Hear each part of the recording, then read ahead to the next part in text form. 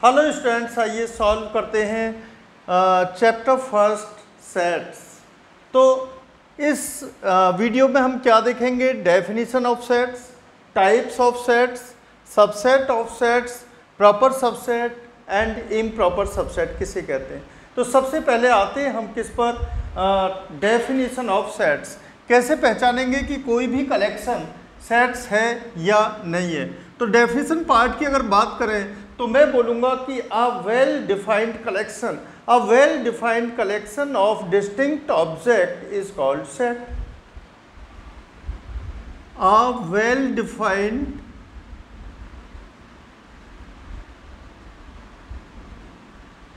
Collection of distinct object, distinct मतलब अलग अलग, एक जैसे ऑब्जेक्ट रिपीट नहीं होते सेट में, of distinct object is called set. ठीक है, अब मैं डेफिनेशन पार्ट पे आता हूं तो यहाँ जो मेन पॉइंट है वो है मेरा वेल डिफाइंड। वेल डिफाइंड से क्या मतलब है? वेल डिफाइंड से मतलब है कि उसकी कोई ऐसी डेफिनेशन हो जिससे हम उस एलिमेंट को पहचान सकें और कलेक्शन में अपने शामिल कर लें। ठीक है, तो इसका हम एक एग्जांपल लेते हैं वेल डिफाइंड का। हमने एग्जांपल लिया हमने सेट्स ऑफ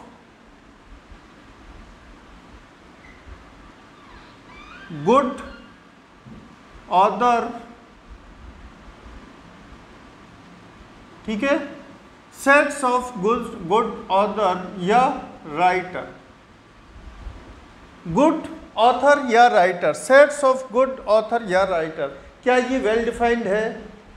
ठीक है, क्या हम पहचान सकते हैं कि कौन सा राइटर गुड है, कौन सा ऑथर गुड है, कौन सा नहीं है? No, this is not well defined, because किसी के लिए कोई राइटर अच्छा हो सकता है और किसी के लिए, मेरे लिए कोई राइटर अच्छा हो सकता है, तुम्हारे लिए कोई दूसरा राइटर तुम्हें पसंद आ सकता है। तो ये सेट्स की वेल डिफाइंड नहीं है। ऐसे किसी भी कलेक्शन को हम सेट नहीं बोलेंगे। अब इसको हम और आगे बढ़ाते हैं तो लिखते हैं कि सेट्स ऑफ राइटर या author who won Booker prize. ठीक है, ऐसे ऑथर का सेट जिन्होंने बुकर प्राइज वॉन किया है। तो क्लियरली एक लिस्ट बनकर तैयार हो जाएगी कि जिन राइटर्स को, जिन ऑथर्स को बुकर प्राइज मिला है वो डेफिनेट है, वो वेल डिफाइंड है। तो ऐसे राइटर के सेट को हम क्या बोलेंगे? ऐसे राइटर के कलेक्शन को क्या बोलेंगे? सेट। ठीक है, और एग्जांपल ले लेते हैं इसमें। दूसरा एग्जांपल लेते हैं हम set of student of class 10th who scored, ठीक है, who scored more than 90% in board exam. ठीक है, who scored more than 90% in board exam. ठीक है, इन आवर स्कूल, हमारे स्कूल में क्लास 10th के ऐसे स्टूडेंट का सेट, कलेक्शन जिनके 90% से ज़्यादा मार्क्स जिन्होंने स्कोर किया है। तो ये क्या है? Well defined. बिल्कुल एक लिस्ट तैयार हो जाएगी और उस कलेक्शन को क्या बोलेंगे हम? सेट। लेकिन दूसरा टाइप लेते हैं, सेट ऑफ गुड स्टूडेंट्स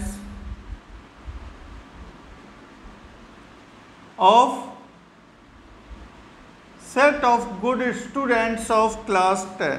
ये एक वेल डिफाइंड नहीं हुई, तो ये इसको हम सेट नहीं बोलेंगे। तो आई थिंक आपको क्लियर समझ आ गया होगा कि सेट हम किसे कहते हैं। ठीक है, कैसे हम पता लगाएंगे कि कोई भी कलेक्शन सेट है या नहीं है। अब बात आती है कि सेट को हम रिप्रेजेंट कैसे करते हैं। ठीक है, हाउ कैन वी रिप्रेजेंट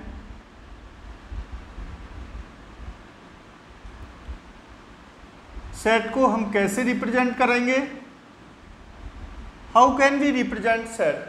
तो तो सेट को रिप्रेजेंट करने के दो मेथड हैं, नंबर 1 रोस्टर फॉर्म और नंबर 2 सेट बिल्डर फॉर्म। मतलब दो तरीके हैं जिनको नाम दे दिया, एक को दे दिया रोस्टर फॉर्म और एक को दे दिया सेट बिल्डर फॉर्म।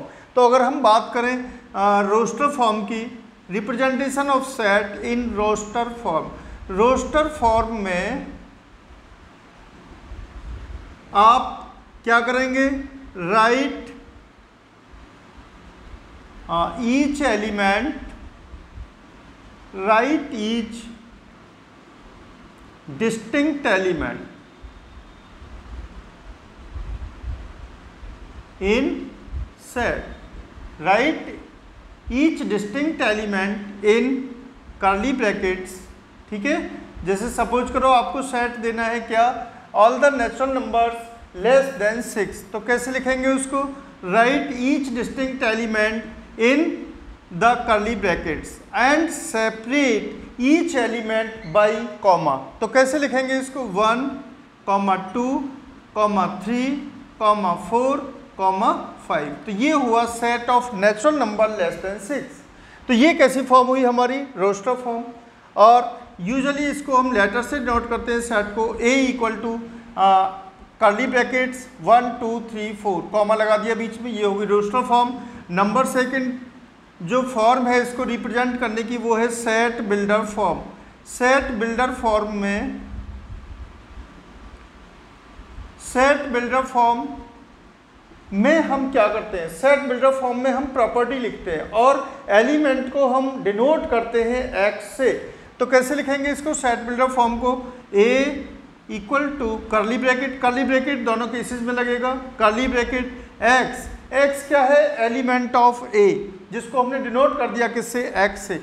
अब लिखेंगे इसकी property A equal to x such that के आगे 2 कॉलन लगा दो या ऐसा लाइन भी हम ड्रॉ कर देते हैं। तो x such that x is natural number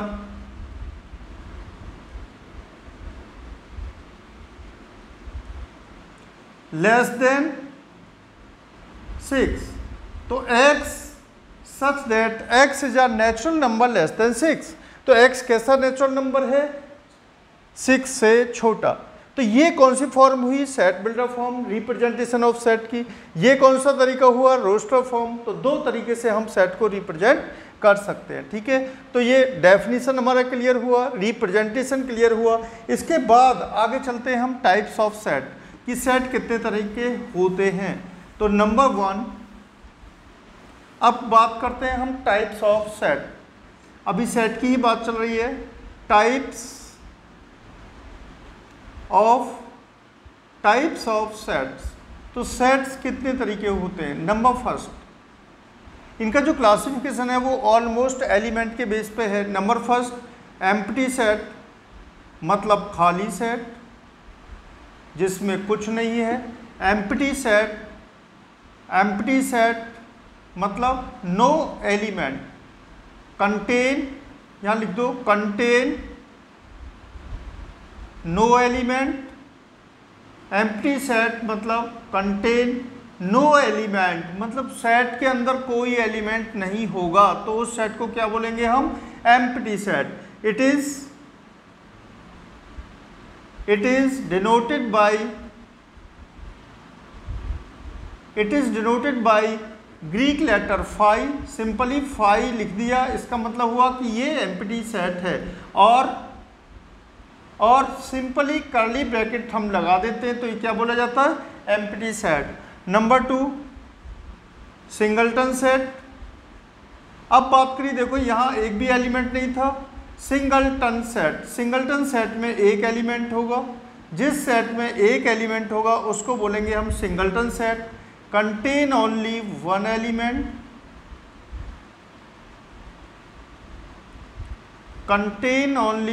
element, ठीक है, is called singleton set. Example लिया इसका हमने, एग्जाम्पल लिया ए रोस्टर फॉर्म में लिख दिया इसको 1।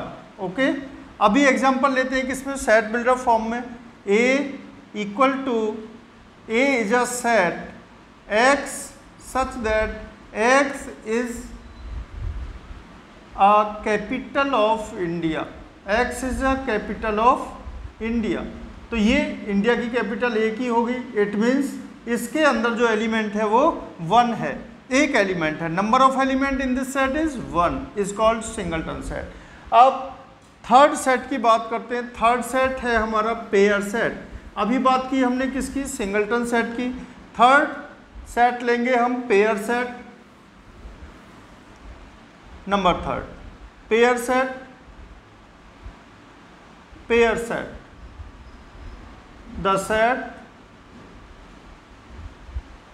which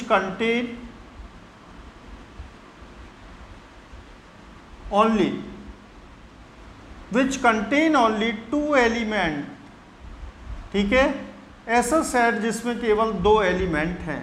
example A such that A equal to 1 2, तो इसमें कितने हैं नंबर ऑफ एलिमेंट्स, 2, 1 and 2, तो इस सेट को क्या बोलेंगे, pair set.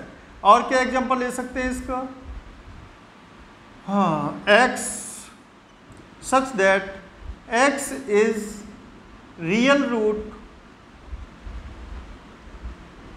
Of quadratic equation x square minus 3x plus 2, x square minus 3x plus 2, okay, correct. X square minus 3x plus 2 equal to 0, तो यहाँ पर x के जो रूट निकल के आएंगे वो कितने आएंगे, 2। तो ये कैसा हो गया हमारा pair set, okay. Pair set के बाद फोर्थ टाइप है आपका, टाइप्स ऑफ सेट में फोर्थ टाइप है फाइनाइट सेट। फाइनाइट सेट किसे कहते हैं, if number of element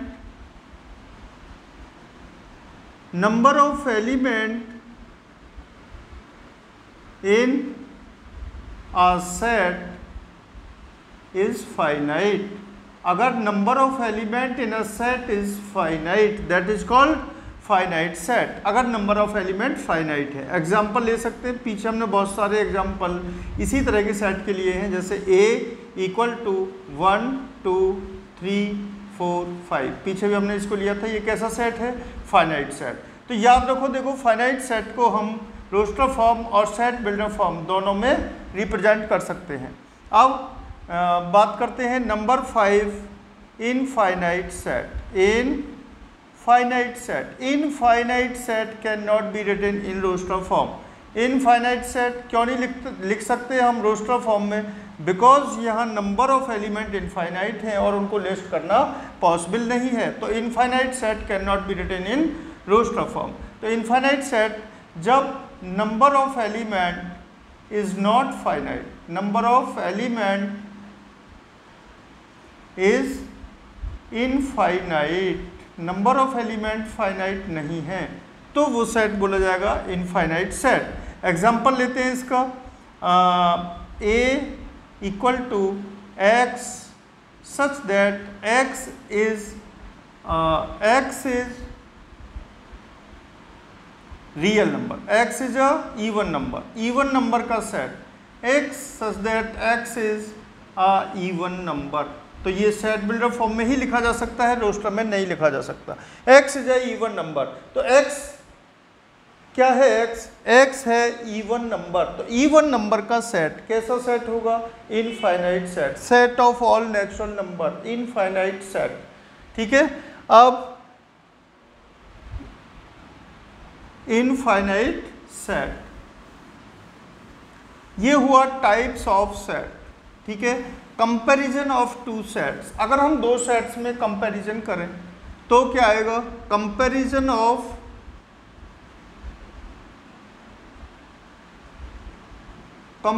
of two sets, अगर दो सेट को हम कंपेयर करते हैं तो वो या तो इक्वल हो सकते हैं, इक्वल सेट्स, ठीक है। इससे पहले एक बात और जान लेते हैं, कंपैरिजन से पहले, इसको बोलते हैं कार्डिनिंग ऑफ सेट्स या cardinal number of sets. Cardinal number of sets cardinal number of sets क्या होता है? Number of element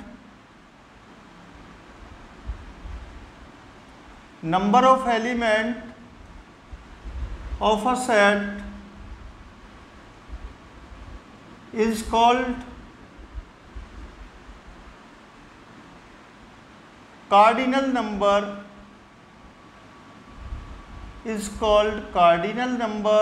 or order of a set is called cardinal number or order of a set. जितने भी उसके अंदर element हैं उसको काउंट कर लो, और तो वो जितने आते हैं वो क्या होगा? उसका कार्डिनल नंबर और ऑर्डर ऑफ सेट। एग्जांपल ले लेते हैं ए 1 2 3 4 6।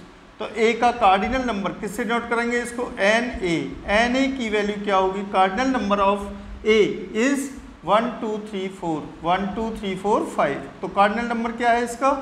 5। ओके, इसको बोलते हैं कार्डिनल नंबर ऑफ सेट्स। इसके बाद आपका न्यू टॉपिक लेते हैं कंपैरिजन ऑफ टू सेट्स। अगर हम दो सेट को कंपेयर करें, कंपैरिजन ऑफ टू सेट्स, ठीक है, तो नंबर 1 या तो वो सेट इक्वल होंगे या अनइक्वल होंगे। तो इक्वल किस कंडीशन में होंगे? दो सेट्स को हम इक्वल सेट्स कब बोलेंगे? If all element of set A is all element, if all element of set A is same as all element of set B. मतलब सेट ए में जो एलिमेंट हैं वही सेट बी में एलिमेंट हैं, और सेट बी में जो एलिमेंट हैं वही सेट ए में एलिमेंट हैं। तो इन सेट्स को क्या बोलते हैं हम? Equal sets. ओके, इसके बाद आता है equivalent set. Number 2 equivalent set. ठीक है, equivalent sets. If consider two set, दो सेट कंसीडर करते हैं, consider two set A and B. ठीक है, if cardinal number of A equal है कार्डिनल नंबर ऑफ बी के, then these set are called equivalent set. ठीक है, cardinal number of A equal है कार्डिनल नंबर ऑफ बी के, then these set are called equivalent set. ठीक है, अब next topic है हमारा subset. Subset of sets.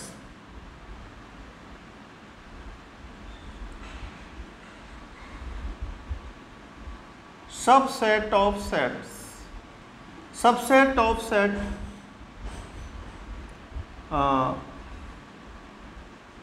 A is called subset of set B if all element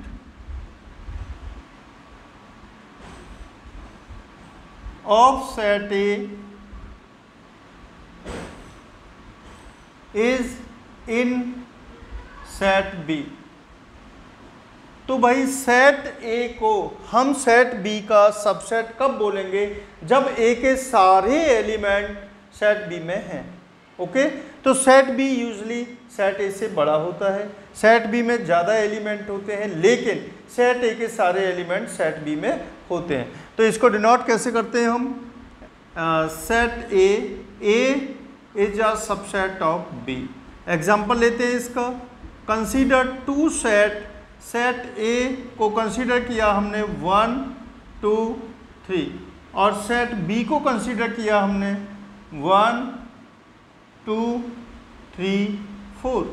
तो इस case में set A is a subset of B. Set A B का subset है। 1 2 3 1 2 3, ठीक है, 1 2 3 4। लेकिन अब देखो यहाँ पर सेट ए के सारे एलिमेंट तो सेट बी में है, लेकिन बी में उसके अलावा भी एलिमेंट है। इस केस में, ऐसे केस में जब ए के सारे एलिमेंट बी में होंगे लेकिन बी में उसके अलावा भी एलिमेंट होंगे, तो इस केस में सेट ए क्या हो जाएगा, proper subset of set B, ठीक है। और अगर ऐसा नहीं है, मतलब सेट ए के जितने एलिमेंट हैं उतने ही सेट बी में एलिमेंट हैं, तो ये सेट क्या बोला जाएगा, improper subset of set B, okay, या set A equal to set B. तो ये आपको सबसेट समझ में आया, okay. Set A is a subset of B, लेकिन यहां पे क्या है, A is proper subset of B and B is called superset of A, ठीक है। इसकी कुछ प्रॉपर्टीज हैं, इसकी कुछ प्रॉपर्टीज हैं सबसेट्स की। प्रॉपर्टीज, पहली प्रॉपर्टी है ऑफ सबसेट, तो पहली प्रॉपर्टी है कि each set is subset of, each set is subset of itself. Her set अपने आप का क्या होता है, सब, each set is subset of itself. कैसे, ए को लिया हमने क्या, 1 2 3, ठीक है। अब हमें इसका सबसेट निकालना है, तो सबसेट की डिफाइन क्या है, ए के जितने भी एलिमेंट हैं, ठीक है, ए के जितने भी एलिमेंट हैं वो किस में होने चाहिए, हमारे सुपरसेट में। तो अब इसका जो सुपरसेट होगा वो क्या हो सकता है, ये हो सकता है ए, इसका जो सुपरसेट होगा ये हो सकता है 1 2 3, ठीक है। तो ए इज अ सबसेट ऑफ ए, तो हर एक सेट अपना सबसेट होता है। नंबर 2, हर एक सेट अपना सबसेट होता है। नंबर 2, दूसरी प्रॉपर्टी होगी इसकी, if A is a subset of B और B is a subset of A क्या है, सबसेट ऑफ बी, और बी क्या है, सबसेट ऑफ ए, तो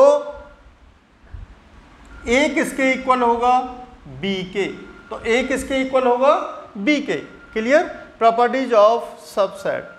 और नंबर 3 प्रॉपर्टी क्या होगी इसमें, नंबर 3 प्रॉपर्टी होगी कि फाई, मतलब empty set, phi is a subset of every set, phi is a subset of every set. तो ये बात की किसकी हमने, सबसेट की, प्रॉपर सबसेट की, इम्प्रॉपर सबसेट की, ठीक है। अब मैं एग्जांपल लेते हैं, किसी भी एक सेट के सबसेट निकालते हैं, ओके। तो हमने सबसेट लिया एक example, find subset, find all subset या total subset, find all subset of set A, set A के सारे सबसेट निकालिए। तो सेट ए क्या लिया आपने, 1, ठीक है, 1। पहले केस में ले लेते हैं सेट ए 1, दूसरे केस में ले लेते हैं set A equal to, pair set ले लिया 1 2, तीसरे केस में ले लिया हमने ए इक्वल टू 1 2 3, ठीक है। इसमें हमने 3 एलिमेंट लिए, ठीक। अब हम इसको सॉल्व करते हैं, पहले केस में ए को सॉल्व करते हैं, तो नंबर ऑफ सबसेट्स, ठीक है, इसके सबसेट्स बनाते हैं, subset of A, subset of A क्या होंगे, हमने अभी पहले बताया था कि 5 is the subset of all sets, तो इसके नंबर ऑफ सबसेट होंगे 5 और सेट इटसेल्फ, ओके। तो नंबर ऑफ सबसेट्स कितने हुए इसके, नंबर ऑफ सबसेट्स,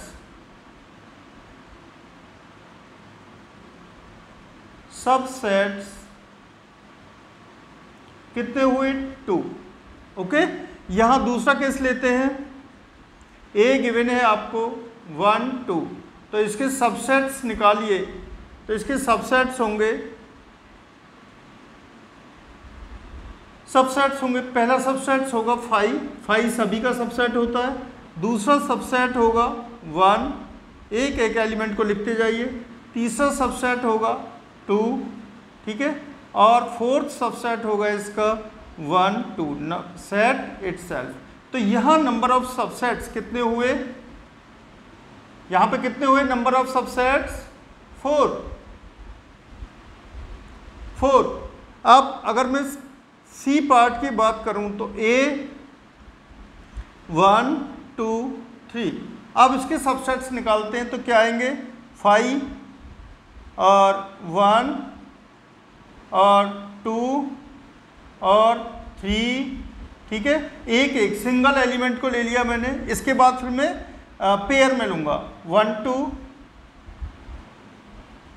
और 1 2 के बाद 1 3, ठीक है, 1 3 के बाद 1 2 हो गया, 1 3 हो गया, अब बचा 2 3 और क्या बचा सबसेट में सेट इटसेल्फ 1 2 3 1 2 3, क्लियर। तो ये हुआ मेरा। अब इसके नंबर ऑफ सबसेट्स कितने हुए काउंट करते हैं 1 2 3 4 5 6 7 8। तो नंबर ऑफ सबसेट्स कितने हुए 8। तो यहाँ पर एक फॉर्मूला क्रिएट होकर आता है।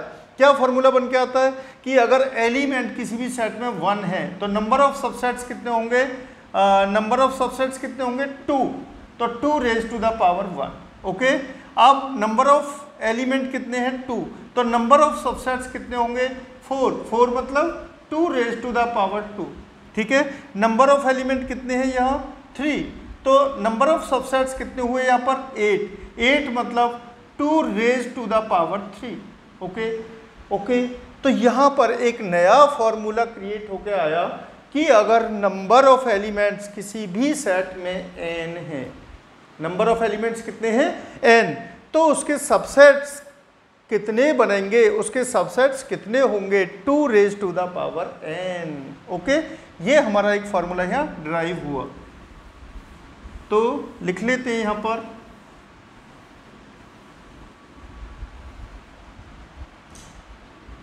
if number of element in a set, if number of element in a set is n, कितने हो गए number of element in a set is n, then total number of subsets, number of element in a set is n, if then total number of subset of that set is 2 raise to the power n। ये एक formula हो गया, ठीक है। तो इस video में हमने डेफिनेशन कवर की, टाइप्स कवर किया, सबसेट कवर किया, प्रॉपर सबसेट कवर किया, इम्प्रॉपर सबसेट कवर किया, कार्डिनल नंबर कवर किया और number of subsets of a set cover किया। ओके, आई होप ये सब तुम्हें समझ में आया होगा। कोशिश करता हूँ कि तुम्हें बहुत अच्छे तरीके से मैं मैथ को यहाँ से लेके हम चलते हैं साथ साथ। ओके, तो अब नेक्स्ट वीडियो में इससे आगे का पार्ट कंटिन्यू करेंगे। Okay, bye bye.